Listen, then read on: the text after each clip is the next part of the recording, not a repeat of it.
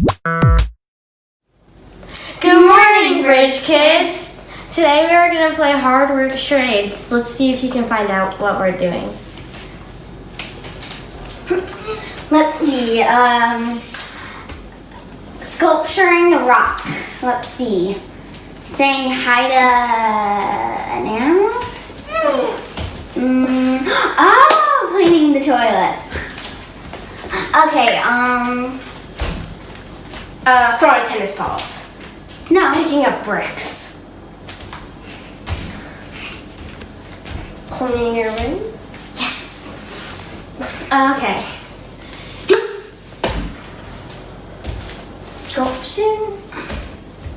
Sculpturing a rock. Playing baseball? Raking? Raking the leaves. Raking the leaves. Okay. Scrubbing your hands No. together.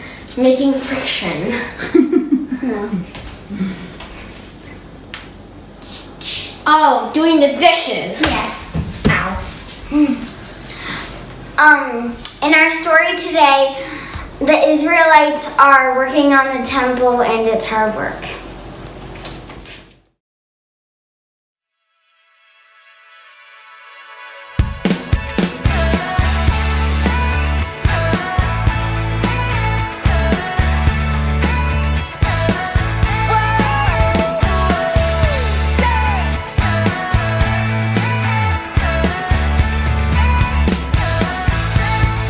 Crowning with many crowns, the Lamb upon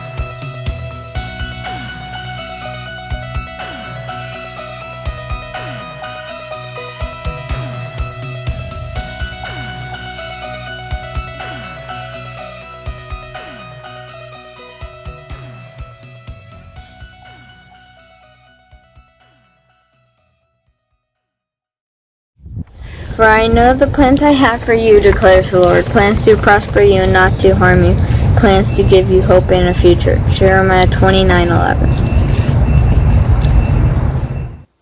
Let's practice the Lord's Prayer.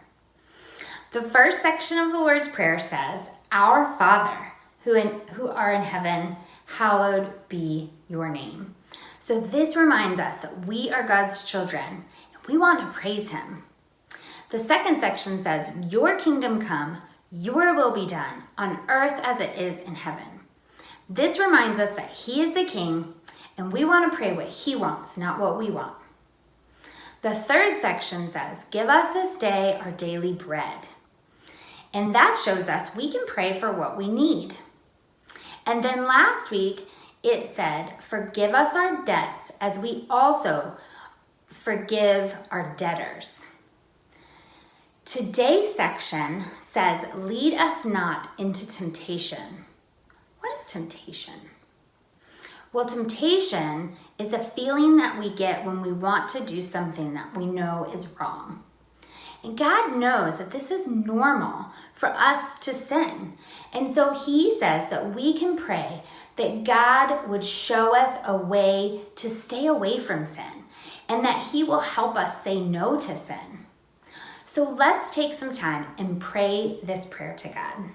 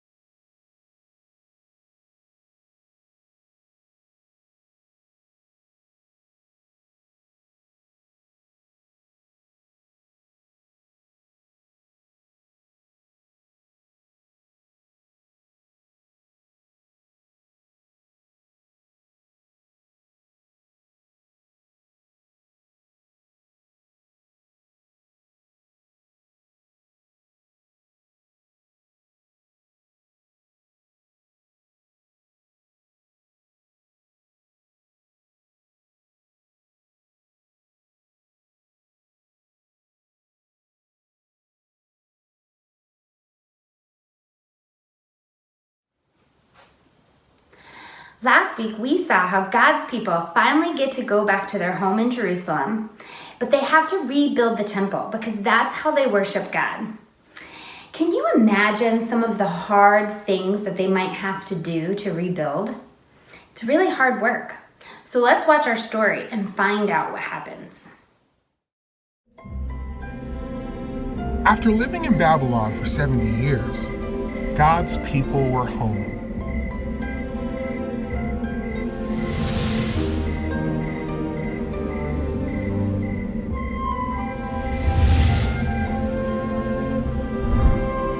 A group had returned to Jerusalem to rebuild God's temple. They had started the work, but their neighbors didn't want them to rebuild the temple, so they stopped building. The people made excuses. Maybe it isn't the right time to rebuild the temple, they said. They thought that because the task was difficult, maybe God didn't want them to do it.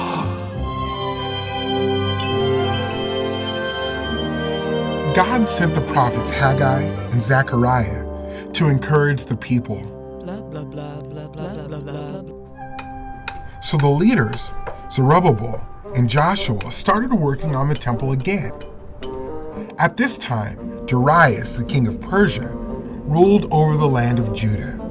The king was in charge of so much land, he put governors in charge of some of the land. A governor named Tattenai noticed God's people had started to rebuild the temple again. Tattenai talked to Zerubbabel and the others working on the temple. "Do you have permission to rebuild this temple?" Tattenai asked. The workers said, "We do." Tattenai sent a worker to King Darius. This is what Tattenai's letter to King Darius said. To Darius the king, this letter is to tell you that the people of Judah are building the temple of the great God. They said King Cyrus gave them permission to rebuild the temple. Please search the royal records to see if this is true. King Darius's officials searched the royal record for Cyrus's order. They found it, a scroll with a record from King Cyrus. This is what was written on the scroll. Let God's temple be rebuilt. It will be a place to offer sacrifices. Let its foundation be rebuilt. King Cyrus had also ordered for the cost of building the temple to be paid for out of the royal treasury. So King Darius sent a letter back to Tattenai. He gave this order: stay away from the workers in Jerusalem. Don't bother them or try to stop them. Give them whatever they need. Tattenai and the other officials obeyed King Darius' order.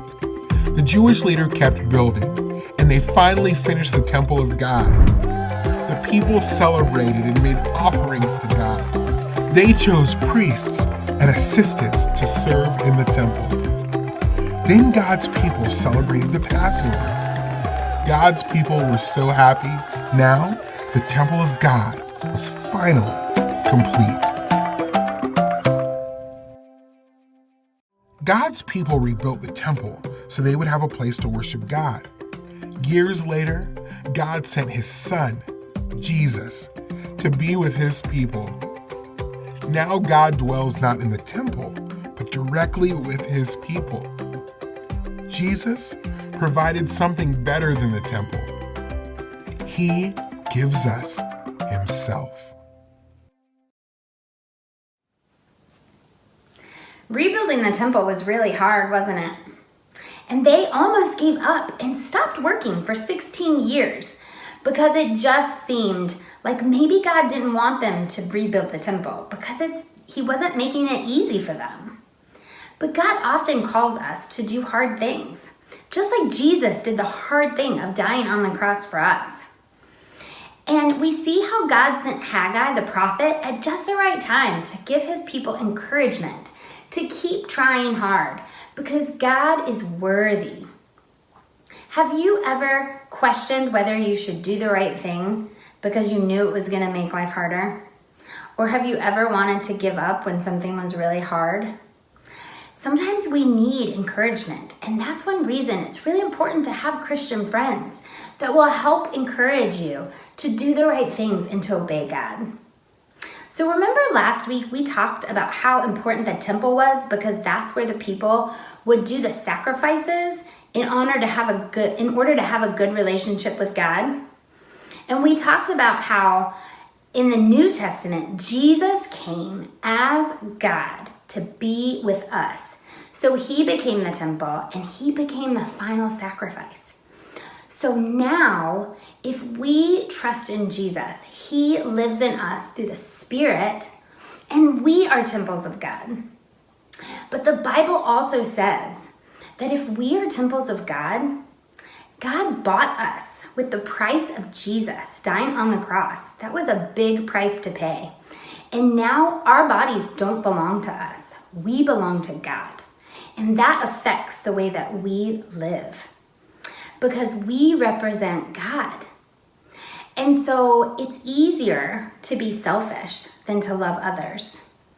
And it's almost always easier to do the wrong thing than to do the right thing. But God, through his Spirit, gives us power to do the right thing and to obey God when we ask him for help. He's always ready to help us. And Jesus is always with us because we're the temple of God. So we can talk to him at any time. So I'm praying for you this week. Spend some time answering some questions about this lesson and check out our Bridge Kids website for more things that you can do throughout the week. And we'll see you here next time. Bye.